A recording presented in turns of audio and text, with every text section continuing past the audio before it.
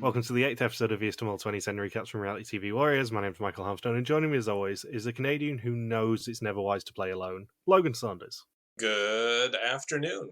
Good afternoon. We just had a little bit of an interesting situation as literally as I started the intro, Logan's internet disappeared.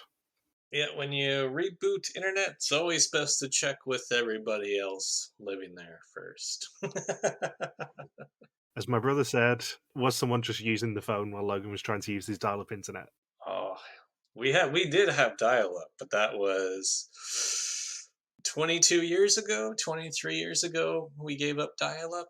Did you ever experience dial-up, Michael? I did indeed, yes. You managed to get rid of your dial-up in the early 2020s. Yeah. Oh man. And this is a very interesting episode, I have to say.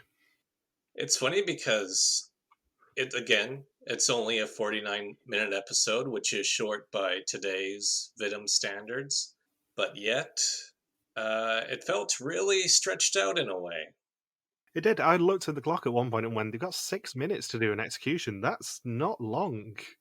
Well, I mean, there was an exemption there, and they were only typing in 3 names max. Yeah, but still. In a more modern season, they would have stretched that out for easily 15. Oh, for like the penultimate execution.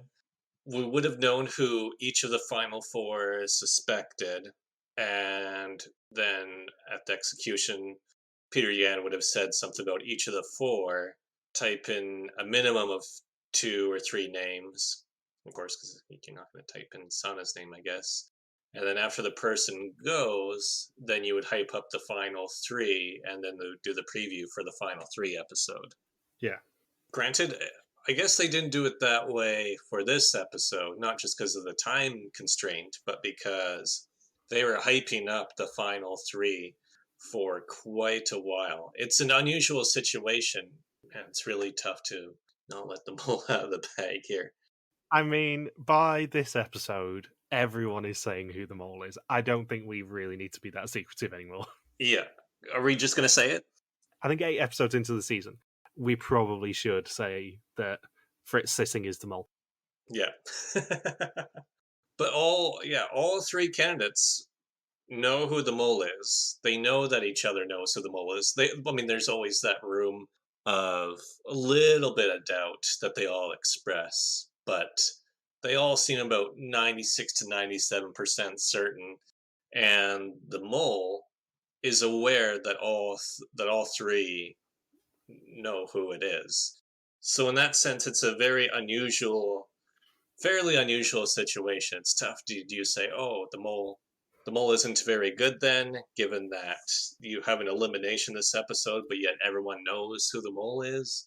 Or is it just, hey, at least the mole did well leading up to this, or the fact that the mole screwed up in the beginning and really recovered throughout the remainder of the season? Yeah, I mean, by the time of the execution, Frits and Erik know that it's between the 2 of them. They know that one of them is going to get to the final and one of them very much isn't. Well, even after Sanne earns the exemption, all 4 of them are sitting together along that bench, because Sanne is in possession of the one yoker, and then Erik and Frits both joke, "Hey, Sanne, can we have that yoker now that you don't need it?" But they're joking because Sanne's just going to give it to Kim, who they all know who is the mole. Yeah, I mean, by this point in the season, we can say Kim is the mole, I think. Yeah, and Sanne just says, "No, I'm not going to give either of you the yoker. Kim, can we chat around the corner for a second? Here's the yoker," because all it does is just throw it out of the game. But yet she still plays along with Kim, saying, "Oh, Kim, did you know you can't use yokers on the final quiz?" Really, Sanne? I didn't know that. There's a brilliant editor's joke in that scene, in the fact that obviously Sanne does give Kim her one yoker that she has left. But just 2 episodes beforehand, Sanne specifically says that she's not going to give Kim any sort of advantage because she needs to earn it. Right. And then fast forward to episode 8, and she says, oh yeah, I'm just going to give it to Kim because I've got no use for it. And she knows Kim is the mole at this point. I would say about 90% of the audience were probably on Kim by this point. I don't think it was a surprise. Probably 90% on, or maybe 80% on Kim, and then about 20% on Frits. I think it was more Sanne than Frits. More Sanne. I think most people were very much like Fritz is obviously just playing, and Erik is obviously very much playing. So the mole is a woman, and we're beating over the head with that concept of the mole being a woman this season and this episode. Yeah, specifically this episode, because Fritz says, Kim and Sanne have yokers. I don't care. Rather more specifically, well, I take that back because when Sanne gets the exemption, Fritz and Erik look at each other and say, "It's me or you. It's you or me, buddy." So here's a question, Michael. I know we're pretty much jumping towards the end of the episode because I really don't have that many notes about the rest of what happens. The first 10-minute historians episode ever. Yeah, good luck with that. So the obvious question here is Sanne is exempt. She has a yoker. She knows Kim is the mole. It doesn't matter who she gives the yoker to in terms of stopping her from getting to the final three. If she knows Fritz and Erik, one of Fritz or Erik has to join her in the finale. Why doesn't she give her yoker to the person she wants to face off against in the finale? I agree. And skipping ahead to next episode, I think this may be the decision that costs her the season. Knowing, as I do, that it comes down to time in the end, I think this may be the decision that haunts Sanne a little bit. In the same way that the penultimate episode of Belkia Argentina was Hannah's choice, I think the penultimate episode of this season is Sanne's choice, and I think she probably made the wrong decision here. Yeah, because if she gives that yoker to Fritz or Erik, pretty much by default, the other one goes home because they're very, very likely to tie on this quiz. Yeah, I mean, we don't know for certain what the outcome of this test actually was, other than Erik going home. We don't know whether it was a tie in the end, but I really wouldn't be surprised if it was. Yeah, even Erik assumes this came down to a tie, and it's very heavily implied this comes down to a tie because both Erik and Fritz have been on the same mole for a very long time and have been very open about it with each other. One very old school thing in that execution scene, and I know we are jumping all over the place here, is the fact that they give Fritz his screen first. In a new season, they would absolutely give Kim her screen first, and then they would make it a toss up between Fritz and Erik, because they both know it's a toss up between them. As soon as Fritz gets that green screen, you'd look at Erik and he goes, "Yeah, I'm gone." There's no problem about it. So what they probably should have done is given Kim her screen first and gone, "Congratulations, Kim, you're a finalist," and then said, "Erik and Fritz, it comes down to you." Yeah. Yeah, the entire story of this episode, and we are going to recap it properly, I promise. The entire story of this episode is essentially Erik or Fritz, who's going to be the third finalist. There's never any tension over whether it's going to be Kim or Sanne, or whether one or both of them is going to make it. It's always going to be Fritz or Erik. Which one of them is actually going to make it? So here's my thought on Sanne giving the yoker to Kim. I think she gives Kim the yoker because she wants it to be a fair fight between Erik and Fritz. I think she is very much an old school character with that opinion. I don't think you'd see that sort of a move in a more recent season. No, when you have people such as if say you have Frasier in the mix or Rocky, they're not going to be ones to really say, "Oh, it's a fair fight now." No, they're going to be soaking up whatever advantage they can get. Yeah, I think Sanne is very much I'm here for just the experience of being on Vidum character. I think nowadays they tend to cast more people of her archetype who are a little bit more competitive and going and trying to take advantage of every situation. Yeah, with Sanne, she does some sneaky things in the past few episodes. It's referenced a lot in this episode and the previous one of Erik saying, maybe Kim really isn't the mole and Sanne's just really coming into her own and just wreaking havoc after we've long discounted her as her possibly being the mole. Because with Sanne, it seems like the further she goes along, she has very defined boundaries of how sneaky she'll be in certain situations, such as getting the five yokers. She was willing to be super selfish there. And then other situations, she's going to say, "Nope, I can't be selfish here. I'm going to play for the group." So it's funny that here we have a situation where she says, "Yep, I'll take money out of the pot to get the exemption. I have this extra yoker.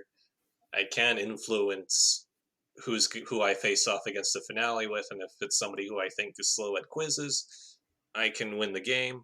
But no, I'm going to essentially throw the Joker out of the game and give it to the person I think is the mole. Yeah, I think she got a little bit complacent over Arjen going, and Arjen was her big threat in her mind. And I think she took her eye off the ball a little bit in that she had a lot of control here and threw it away. Well, that was at the very start of the episode where she thought, I never thought I'd be able to win this game if Arjen was still in it. He's gone. So I think she says it multiple times at the start of the episode that she says, not only am I going to reach the final three, but I think I can win this game now that Aryen's out. I don't know if it's because Frits and Erik were the two older people in this cast where she thought, oh, if it's me in front of a computer screen, I'm going to be a lot faster at answering questions than Frits or Erik, but not realizing that Frits and Erik have been playing very intense games since the beginning, especially Frits. I think she just took her eye off the ball a little bit, honestly. Was it overconfidence, saying like, "Oh, I have the exemption, I have this yoker. I'm just toss this yoker out. You two duke it out, and because I'm going to beat either one of you in the finale." I think maybe a little bit, yeah. I think she was short-sighted enough not to see that Frits and Erik were both also on the correct mole. You don't think that she knew that both of them knew it was Kim at this point? I think she knew at this point. I don't think she realised the extent of their suspicions. Oh, of how early both of them were onto Kim. Yeah, Because I think we said this in the episode 1 that Frits and Erik are already suspicious of Kim in episode 1. yeah, because Sanne's not till way later. She probably, yeah, so she wouldn't be even thinking about that Frits and Erik were onto Kim's trail so early. She'd be thinking, oh, we all just kind of arrived to the conclusion at roughly the same time, when that isn't the case at all this season. Erik was very much on to Kim as of the second challenge of the season. Well, because Kim slips up so much. Anyway, we're doing a lot of chat that we probably should be doing in the last 2 episodes one next week. So let's talk about episode 8. So it's the 13th day. It is. And we get a whole 10 minutes of Arjen eulogy. Yeah, which has been a common theme this season, where it's just complete shock that Arjen is gone. In fact, they start the episode seconds after Arjen has left. They're still in the same venue where they had the execution, where all 4 of them just say, wow, Arjen's gone, Arjen's gone. We cut to the next day, and they're having multiple confessionals about everyone saying, wow, Arjen is out. I had a look. I had a look on the episode after I'd finished watching it again earlier, and I think it's about 13 minutes in when we stop seeing flashbacks to Arjen. And his yokers. Yeah, it's quite impressive, and we still have the Yoka chat later, but I think it's about 13 minutes into the episode when they stop doing the sepia-toned Arjen flashbacks. It's unprecedented. I can't think of anyone else this season they've done that for to that extent. This episode is very non-linear in a way, because Peter Yan has 4 conversations, one with each contestant, quizzing them about who they would trust the most or trust the least in past challenges. And these conversations are spread all throughout the episode. Yeah, I would say none of the 3 challenges in this episode are very traditional on the sort of thing that we normally see. The Tokyo Tower one, maybe. That's the closest one to any standard challenges, but the PTN interrogation challenge I'd completely forgotten about. And the twist to the final exemption challenge of you can do it, but you'll cost the group €4,000 in practice. We never see that. Yeah, no, it's just, oh, everyone is just going to remove €5,000 right at the end. Sorry, guys, whoever wins this only gets €7,000. And there is one last Arjen comment that amused me. I couldn't catch who said it. Was either Frits or Erik, I think, who said, yeah, Arjen slept with his mole book. And of course, we get more of the conversations with Peter Yan, and it takes a long time before we get to the first of the 3 challenges for this episode with the Tokyo Tower. And it's a very, very quick one. I forgot how quick it is, how quick it plays out on TV. Mainly because it's not the most interesting of challenges, because there's no real hurdles or obstacles that they overcome during this challenge. It was more of an excuse to build up the pod a little bit.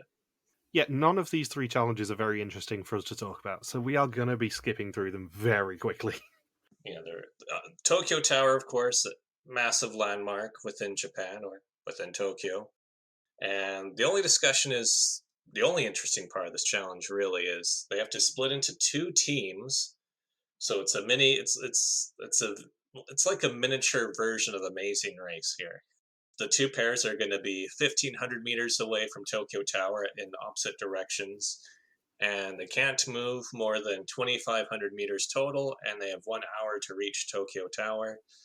And everyone's jockeying for who's paired up with who. Frits and Erik are along the same lines of making sure that they're not in the same pairing, that one of them is paired up with Kim and one of them is paired up with Sanne.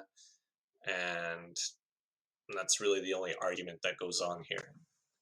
I really like the Tokyo Tower challenge. It's another one where, like I said last episode, they really use the location very well. You couldn't do it anywhere else, this challenge. The other two you probably could, but the first challenge you very much couldn't do anywhere else in the world. Yes, it was. Yeah, I really like this challenge. It's a really creative challenge. It's just that because it was too easy and there really wasn't too much else for them to do, it just doesn't play out as well on TV as you'd hope. But I do really like this challenge and the challenge overall as a concept. Yeah, and also, if you bear in mind that by the time that Kim and Erik reach Tokyo Tower, they've only gone 280 meters more than as the crow flies. That's a genuinely impressive stat that they only wasted 280 meters. Yes, yeah, because you're not going to see it right away. You could just go down the wrong street and screw up. Yeah, 280 meters is not much to do it excessively. No, I mean, Frits and Sanne doing 670 meters is probably about what I would have expected from anyone else. That's what the average person would do, I think. Yeah, the routes aren't going to be as linear as just going in the straight line because obviously it's 1500 meters as a crow flies. So it's genuinely impressive that they managed to find a route that was 280 meters. And I wonder whether Kim as Mole was told just go a little bit easy on him, just try and actually do it properly. Yeah, there'll be more chat. Really, Kim doesn't participate too much in this episode. I just realized. No, my one note when we get to the what did the mole do section was, as Fritz said, I don't really think that Kim had to do much. Yeah. Yeah, Kim has a confessional here saying, no, the mole wants others to make mistakes and deflect the sabotages, which we'll see Kim doing that throughout the season. Erik and Kim also briefly stop near a karaoke bar where there's women in classic Japanese maid outfits, which was amusing. Fritz and Sanne briefly argue over directions, especially on an overpass where there are two different paths to get down to the street. Fritz eventually convinces Sanne. Sanne didn't want to be paired with Kim because of how bad Kim is with directions, and that it would have been a nightmare. And probably the other implication is Kim's bad at directions because she's the mole. And really, those were the only notes I had for the whole challenge because Kim and Erik show up. There's over 9 minutes left on the clock. They walked 1.78 kilometers. And Fritz and Sanne show up with over 8 minutes left. They walked 2.17 kilometers, and money is earned. Potten is finally up to 13,900 euros. And they all trust Fritz enough to be the new penny macer. I was going to say, I love that Peter Yan teases them a little bit, going, "Oh, Fritz is trusted now, is he?" Yeah, it took him 5 episodes, and he's finally earned your guys' trust back. It's almost like Sanne screwing the rest of them over may have convinced them that Fritz isn't as evil as they thought 2 episodes ago. And let's see, another Peter Yan has his dinner table conversation with Kim, and we switch to day 14, and they're having breakfast, and then Erik, I don't know how, but he's the one in possession of Arjen's two yokers. Arjen gave them it in the end of the last episode. Oh, he did. Okay. We did actually see that at the end of episode 7. So Erik has the two yokers, trying to figure out how to give them out fairly. So there's 4 numbers. Erik's going to write down 2 numbers. Each of the other 3 picks 1 number. So I'm assuming if one of the numbers isn't picked, Erik gets to keep 1 yoker, and then whichever number is correctly guessed, that person receives that yoker. And it just so happens Sanne guesses first, gets a yoker. Kim guesses second. She gets a yoker too. And then Frits, this is the beginning of the end for Frits and Erik in this episode because they look at each other and say, ah, crap, the one person we didn't want to have an advantage has an advantage over us in this quiz. The best thing about it is Fritz doing the really nice confessionals about Erik and how they're going to basically fight it out as men and may the best man win. And then Eric's just like, yeah, I hope Fritz is going to be going home later and I can go to the finale. I hope I can face off against Sanne. But Erik does say that Sanne's evolution is interesting to him. He needs to be open to the idea that the mole could still be Sanne. Yeah, he's like, yeah, it's really nice to see Sanne become a woman during the season. Thinking, well, was she like a little girl before? Yeah, I mean, the jokes that we've told about Erik earlier in the season, it makes me feel ever so slightly uncomfortable. Him basically leading her into womanhood and all that sort of stuff with his confessionals. It's just a little bit weird. Yeah, apparently if you take 5,000 euros out of the pot and yeah, take 5 yokers for yourself and tell a couple of lies, somehow that makes you a woman. Before then, you may as well be sitting at the kids' table. And then Erik gets a text and he actually knows how to use the phone.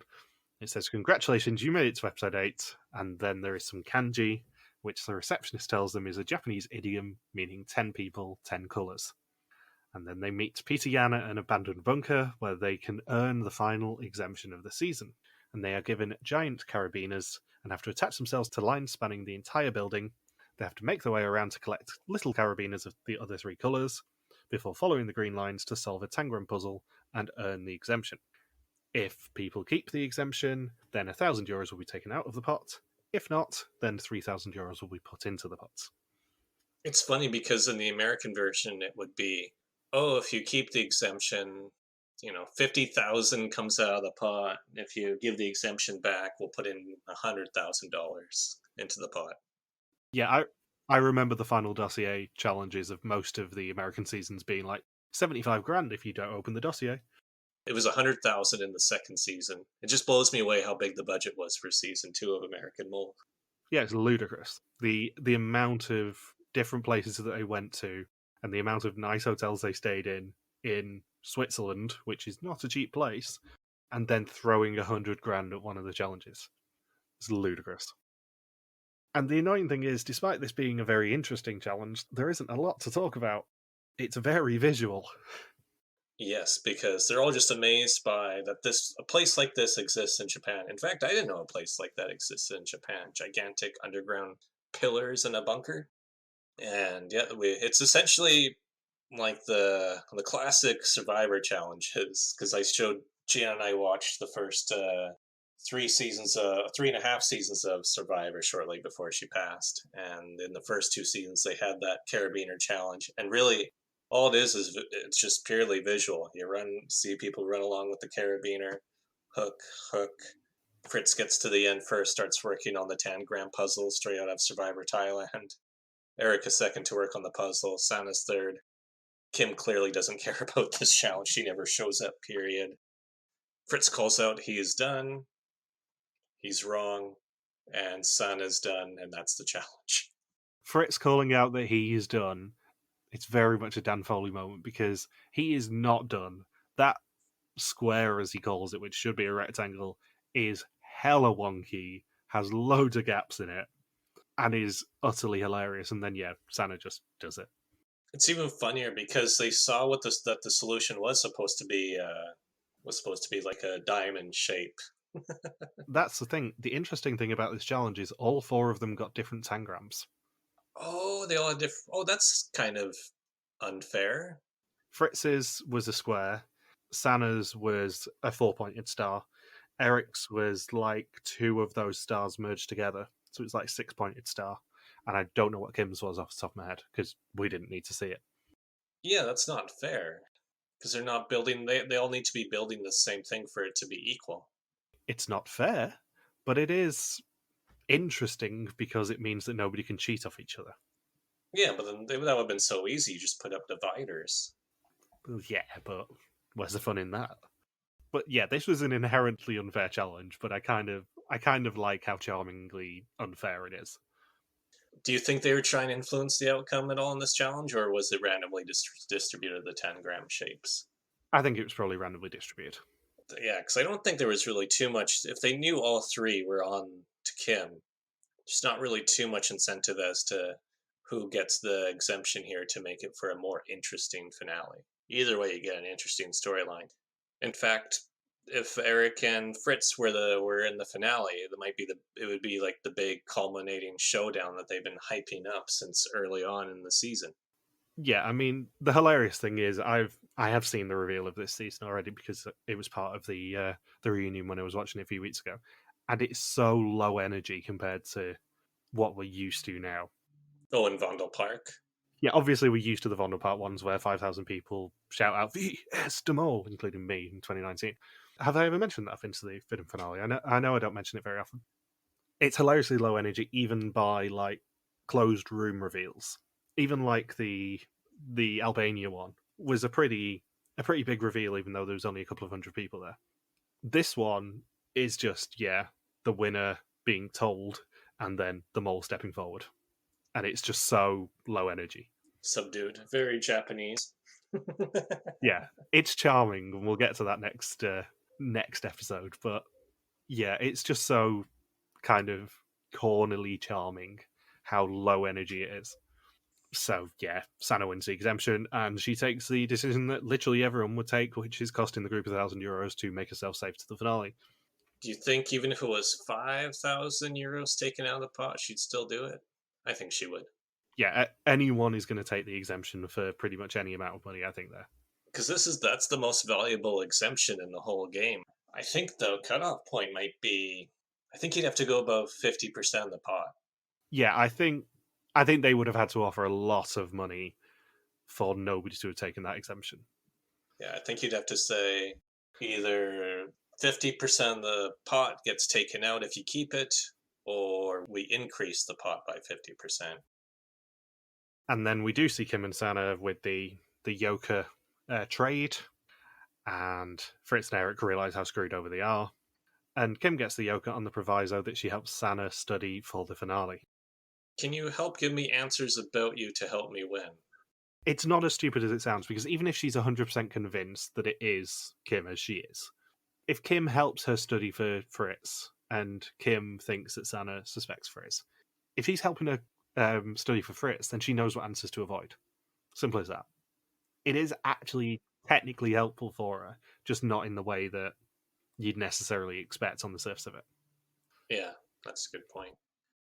And then after all of this drama with Tokyo Tower, with the two Yokers being handed out, and the Carabiner challenge. So really, this episode has 4 challenges crammed in after 13 minutes of dedicating to Arjen's surprise exit. So it's very rapid fire here.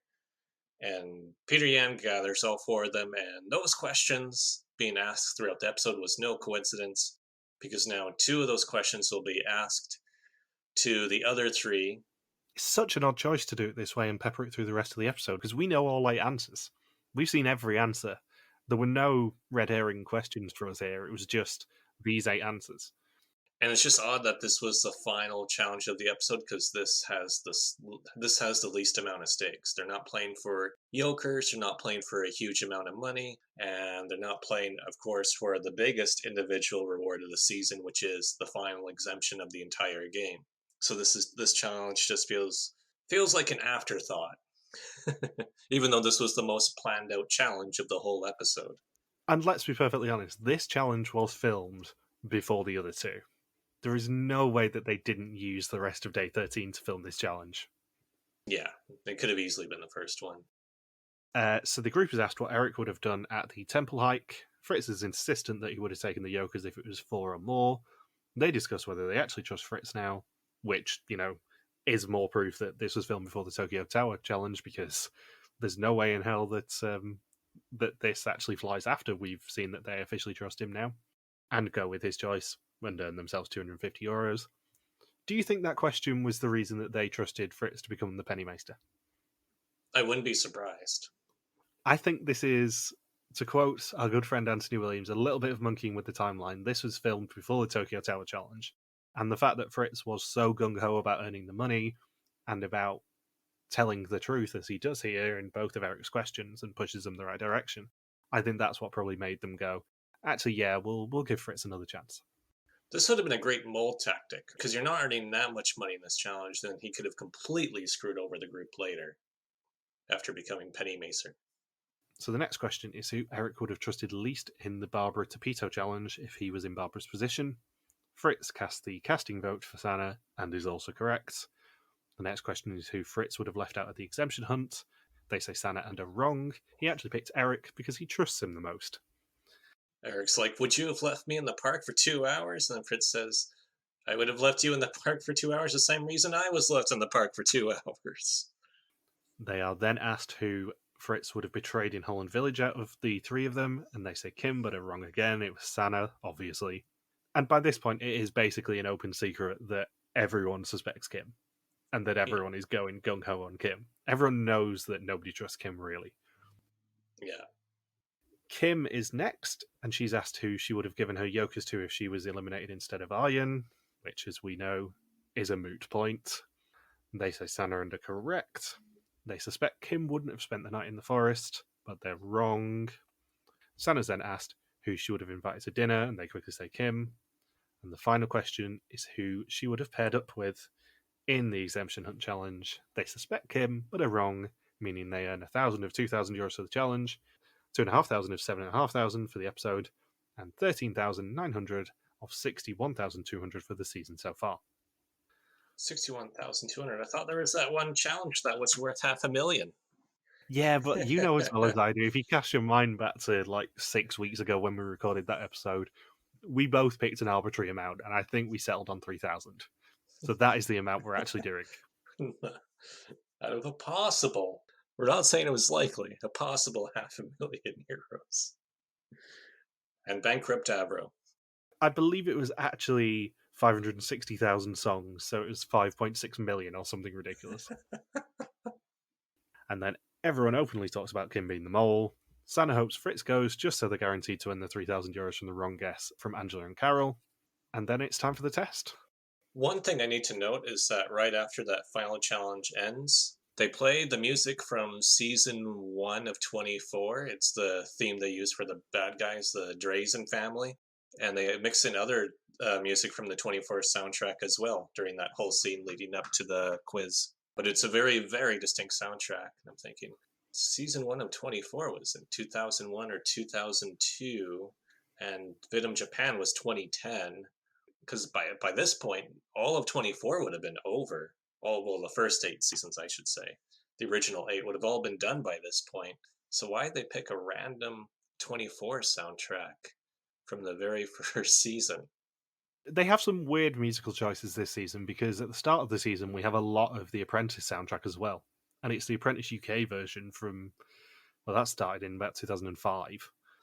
It was still ongoing at this point, but it's a weird choice anyway. Because I assume it's just got to be producers who just watch a lot of foreign TV shows.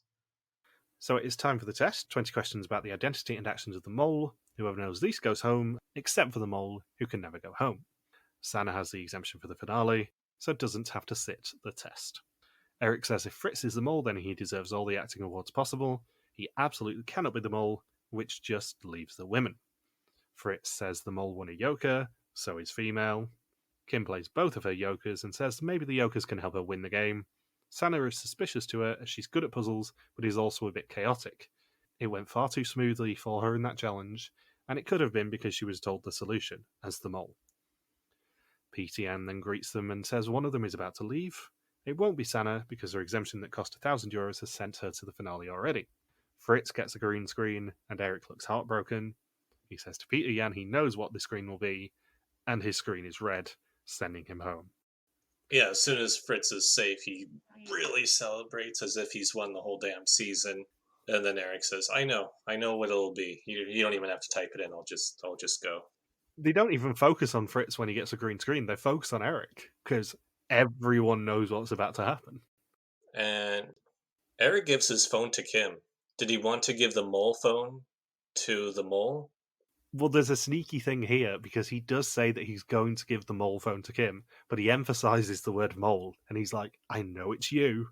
I'm not even being subtle anymore. If you go back and watch it, he does emphasize the word mole, and it's hilarious. And he tells Frits that he has to go and win now. He tells Peter Yan that when Frits got a green screen, he knew he was done for.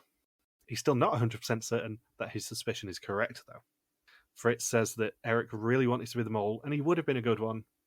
And they, then as a group, wonder if Carol's instinct was correct. And Peter Yan trolls Erik on the way out, where Erik says, "Oh, I should have found a way to take that exemption this round." And Peter Yan just stands there quietly for a second, says, "Too bad." Peter Yan is such a prick to these people. Yeah, it sucks. You fucking blew it, Erik. So, yeah, I'm sorry to hear that.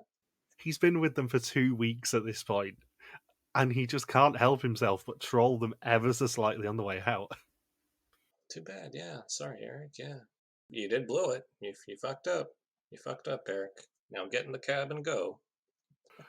So next time, Kim and Frits write in the sand, the finalists interrogate each other, there is a late night encounter with ninjas, and the winner is revealed. And in our case, next time is actually going to be the final 2 episodes, because we don't do reunions separately on Historians. So actually it'll be winner, loser, and mole all revealed. Not that it's particularly subtle after this episode, in which we've pretty much stated who wins, loses, and is the mole. Do we still have to do a separate "What Did the Mole Do" segment? I don't even think it's worth it this week, do you? What did the mole do? Almost nothing. Yeah, we're going to subvert the format this week, and there is no "What Did the Mole Do" section, because the mole really didn't have to do much, as Frits said. The mole was very much just taking a backseat and knowing that all of the seeds that she sowed were actually coming to fruition in this episode. Well, I mean, Kim did say, "Oh, I would have taken the exemption instead of stayed in the forest that night." That's really her only significant sabotage of the episode. Yeah, that only cost them €250. Yeah, which is still more than what Euro would do. Yeah. Do you want to eulogize Erik? Not that I think I've got much of a eulogy for him. He had some confessionals that could be taken out of context over the course of the season. I mean, our introduction to him was that he enjoys stimulating people.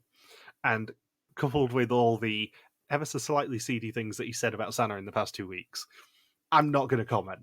Yeah, maybe he's a big fan of that Britney Spears song, not a girl, not yet a woman. Maybe that's how he was defining. I think it's more likely that he is quite comparable to another Britney Spears song, which is Toxic. In all seriousness, though, Erik was a fun presence on the season. He got a lot of airtime. About 3 times as much airtime as Hein did. I think had I got the choice, Erik would have gone in Arjen's place, because I think Arjen would have been a bit more of a fun presence in this episode. Because the storyline of this episode really doesn't pay off. They don't tell it in the way that they probably should have told the massive Frits versus Erik battle that this episode ends up being. Because this episode basically determines who's going to win in the end. That's the importance of this episode. But yeah, solid contestant. Yeah, I'd say he's mid-tier in the season in terms of characters. I don't think he's as big a loss as Arjen, and I think it probably would have been a little bit disappointing had he made it to the finale. But I'm not a big fan of his archetype anyway. Well, he's the straight man, right? Yeah, there's quite a lot of the middle-aged, slightly boring men in Vidum who do end up being my least favourite of the season. Not mentioning any names for our next Historian season, but Tico, for example. Yeah, he wasn't a kooky. The only thing he fumbled was with cell phones, and that was about it. He wasn't quite as kooky as, say, Joachim. No. I enjoyed taking the mick out of him for the stimulating confessional.